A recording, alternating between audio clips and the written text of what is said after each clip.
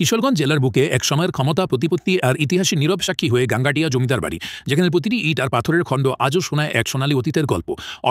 অষ্টাদশ শতকে ইংরেজদের কাছ থেকে জমি কিনে এই জমিদার বাড়ির যাত্রা শুরু হয়। কিন্তু কিভাবে এই বাড়িটি তার স্থাপত্যকলা, ঐতিহ্য আর প্রভাব দিয়ে এই অঞ্চলে একটি গুরুত্বপূর্ণ কেন্দ্রে পরিণত হলো, চলুন সেই ইতিহাসের পাতায় হারিয়ে যাওয়া যাক।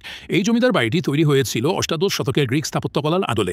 এর নির্মাণ শৈলী এতটাই দারুণ ছিল যে এটি খুব সহজেই সবার নজর কেড়েছিল।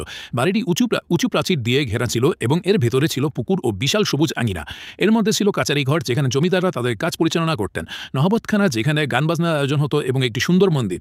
যদিও আজ এই বাড়ির বেশিরভাগ অংশ ধ্বংস হয়ে গেছে, তবুও কাচারি ঘরটি এখনও টিকে আছে। এই স্থাপত্য দেখলেই বোঝা যায় সেই সময় জমিদারদের কতটা শৌখিনতা ছিল।